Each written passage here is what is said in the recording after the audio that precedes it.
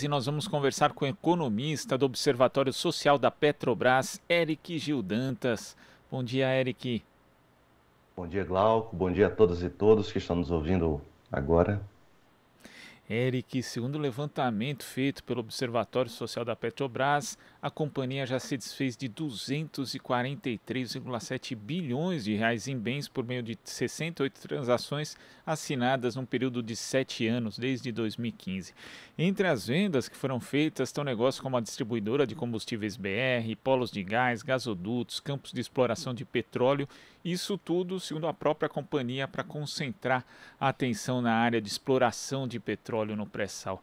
Como você analisa esses dados, Eric? Quais as consequências da venda desses ativos para a Petrobras e também para o Brasil?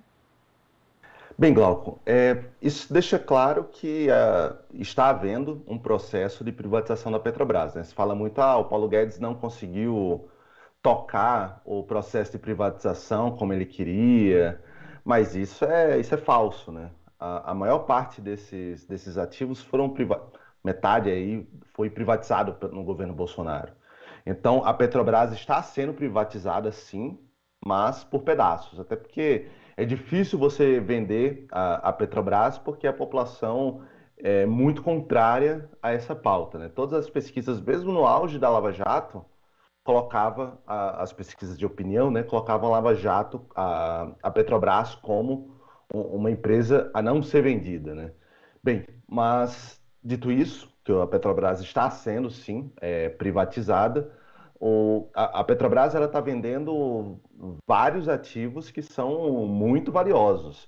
Você falou aí o caso da BR Distribuidora, é a maior distribuidora de combustíveis do país, foi vendida. Em alguns levantamentos, a BR Distribuidora é a segunda maior empresa do Brasil, atrás apenas da própria Petrobras. Mas também tiveram outros, por exemplo, também a distribuidora de GLP da Petrobras foi vendida, então a gente fez com que oligopolizasse ainda mais o setor de GLP, de gás de cozinha, que já é bastante concentrado. A gente vendeu os gasodutos da Petrobras, que a Petrobras era até então a única cliente e continua sendo a principal cliente. Então a Petrobras, que construiu, investiu bilhões de dólares para construir seus gasodutos, ela agora entregou para empresas estrangeiras e a Petrobras passou a ter que pagar para utilizar os seus gasodutos. Vendeu a Gaspetro, que é a empresa distribuidora de gás natural, que tem a participação das distribuidoras de gás natural nos estados, passando para a empresa da Cosan, criando assim foi a Cosan e a Mitsui, que é a Mitsui é uma empresa japonesa. Elas agora têm quase que um duopólio, ou seja, um monopólio dividido entre dois, da distribuição de gás natural nos estados brasileiros. Foi vendida agora a Erlan, que é a refinaria da Bahia, fazendo com que os baianos agora eles não têm mais nenhuma opção de compra de combustível para produtos derivados de petróleo. Eles têm que comprar unicamente de uma empresa agora estrangeira, pertence à Erlan agora, a um fundo de investimentos dos Emirados Árabes. Então, há um processo de privatização, de entrega de empresas muito, muito importantes para o capital privado, e muitas vezes estrangeiro, que agora vão compor oligopólios e mesmo monopólios privados, fazendo com que o preço aumente, os investimentos caiam. É um processo que fará claramente que o consumidor brasileiro pague mais pelos combustíveis, por todos os produtos derivados de petróleo daqui adiante. E você toca num ponto importante, Eric, porque o grande argumento do governo, não só do governo, mas dos defensores da privatização da Petrobras, né, de uma forma geral, é que você vendendo ativos, você vai estimular a competição. Só que as privatizações que foram feitas em relação aos bens da empresa mostram justamente o contrário, são a formação de monopólios regionais, de duopólios privados, como você observou no caso da Cosan. Então, tudo que foi feito até agora, pelo menos o histórico recente, mostra que não existe abertura para concorrência, para competição e muito menos de queda de preços para o consumidor, no caso dos combustíveis e também do gás de cozinha, quando a gente fala diretamente desse tema, Eric. Exatamente, Glauco. Eu acho que o exemplo da refinaria na Bahia, ela é muito exemplar, né? Porque você pega a disposição das refinarias no Brasil, elas não são de concorrência. A REMAN no Amazonas, ela não concorre com as refinarias, por exemplo, São Paulo, Paraná, o Rio Grande do Sul, porque cada uma está lá para abastecer suas regiões. E hoje sequer consegue abastecer 100% das suas regiões, tanto que a gente tem aí o aumento das importações nos últimos anos, em parte porque também a Petrobras decidiu utilizar menos as suas refinarias, mas também porque há um aumento da demanda por combustível no Brasil, mas e não há um acompanhamento em investimentos em novas refinarias. Bem, mas se elas não concorrem entre si, se você entrega uma empresa na Bahia, uma refinaria na Bahia ou a refinaria do Amazonas, que também já foi vendida, você deixa essa empresa compradora com esse mercado local. E isso tem até um estudo muito interessante de pesquisadores da engenharia de produção da PUC-Rio, que mostra tudo isso aí, mostra como é que é a disposição geográfica das refinarias, como que elas vão concorrer entre si. Mas você vai deixar todo o mercado da Bahia, Sergipe, um pedaço de Alagoas, sendo apenas com a RLAM, com a refinaria da Bahia, sendo a ofertante. A outra opção que você tem é importar, mas importar já é com o PPI, né? Já é com preço internacional. Aqui a gente consegue produzir a preços muito menores do que os preços internacionais. Ou seja, se você tem o mercado ali, não tem ninguém para concorrer contigo, e você pode exercer qualquer preço, porque a outra concorrência é a importação, que é um preço ainda mais elevado do que a gente tem agora, apesar do PPI estabelecer preços internacionais, a gente ainda tem uma defasagem aí, desde o ano passado de 10, 15, 20 centavos, dependendo do momento. Ou seja, a aplicação do PPI estrito, ele ainda daria espaço para um aumento maior na gasolina, no diesel e no GLP. Mas você entregando a RLAM, a refinaria da Bahia, para esse fundo dos Emirados Árabes, eles obviamente vão cobrar o PPI, ele vai ser um teto, ele vai ser um piso, quer dizer, não mais um teto, né? Então, o efeito disso é, logicamente, você colocar um aumento de preços. Mas isso está ocorrendo aí em vários outros setores, né? Esse caso da Gaspetro mesmo está no CAD, porque claramente vai formar um setor muito concentrado, com muita concentração de mercado. Quando a gente tem uma concentração de mercado em uma estatal, a gente tem uma accountability, uma responsividade, né? Mas quando você entrega isso a uma empresa privada, isso não existe.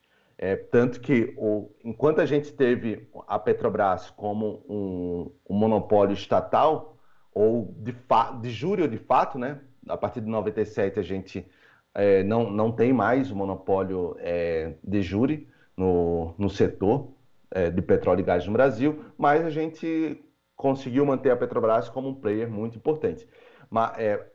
E isso fez com que a gente conseguisse discutir o preço dos combustíveis, né? Porque, bem, em outros setores, quando a gente, por exemplo, quando tem um aumento do preço da carne, a gente só deixa de comer carne, né? Vai comer frango. depois vai comer ovos. Mas quando tem um aumento de preços de combustíveis, tem um debate público, um debate na sociedade que chega à Petrobras e a Petrobras tem que se virar para não cobrar preços tão mais elevados que os brasileiros não possam pagar.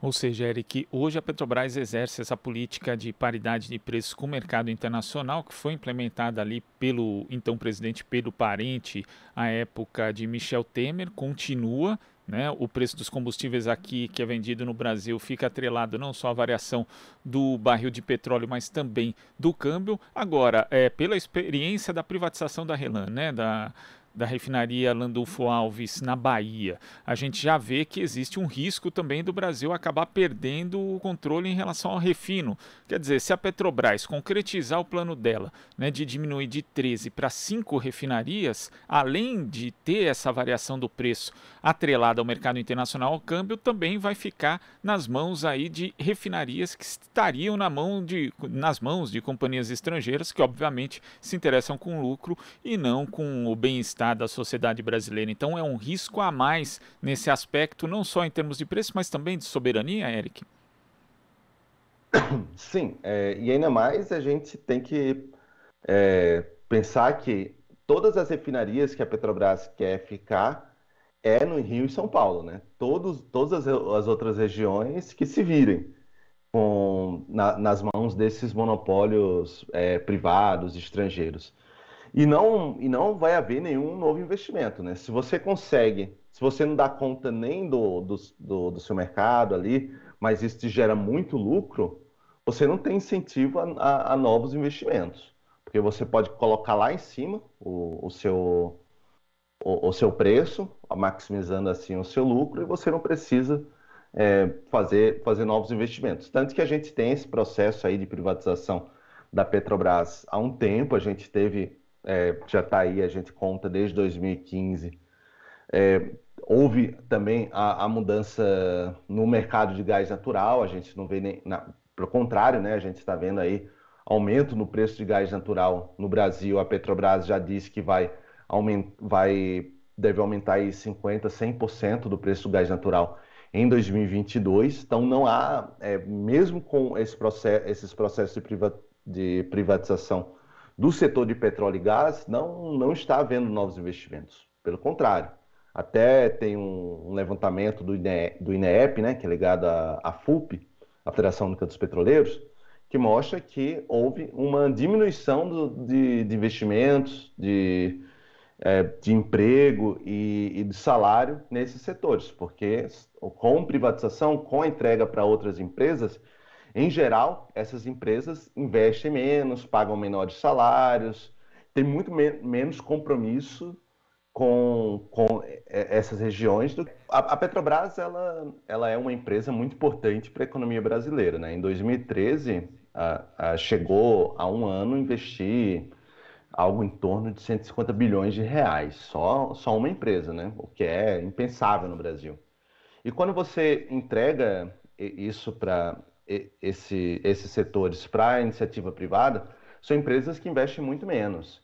Primeiro, elas pagam salários muito menores, né? A Petrobras ela é reconhecida como uma empresa dentro do Brasil que paga salários muito elevados, até porque se a gente pegar os dados do IBGE, o setor de extração de petróleo e gás é o setor com maior nível de produtividade na economia, porque um trabalhador é o suficiente para a extração de muitos barris de petróleo.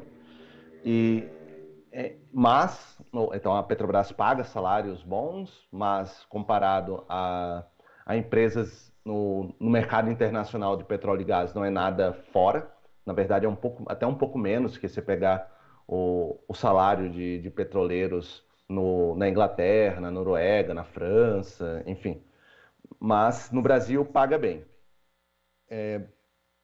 Também faz investimentos sem necessariamente ser para retorno de curto prazo. A gente pode pegar aí os setores, os estados de Alagoas, de Sergipe, do Rio Grande do Norte, que a Petrobras tem um nível de investimento muito elevado, que agora entregando para outras empresas como a 3R Petroleum, a PetroRecôncavo. São empresas que empregam menos trabalhadores, que pagam salários menores e investem menos. Então, o efeito imediato vai ser de diminuição, né? Tanto da renda quanto dos investimentos. O que é ruim para esses estados, né? Porque você retira, em um momento tão frágil da economia brasileira, você retira um indutor da economia tão importante quanto a Petrobras. E determinadas coisas a gente só consegue atingir com níveis altos de investimentos, como foi o caso do pré-sal. O pré-sal, hoje, ele é uma realidade unicamente por conta dos investimentos altos da Petrobras e com um risco muito elevado de não dar em nada. Mas se você não faz esses investimentos no setor, você não descobre, não tem novas descobertas de petróleo, você não consegue avançar na prospecção de petróleo em águas ultraprofundas, que é algo que a Petrobras é líder mundial, né? Então, eu acho que a saída da Petrobras nesses estados, eles são muito maléficos porque de pronto vai diminuir investimento, vai diminuir emprego, vai diminuir salários. Eric, muito obrigado pela sua participação aqui no Jornal Brasil Atual. A gente vai continuar acompanhando essa situação da Petrobras, essa intenção privatista, né, do governo Bolsonaro. E até a próxima.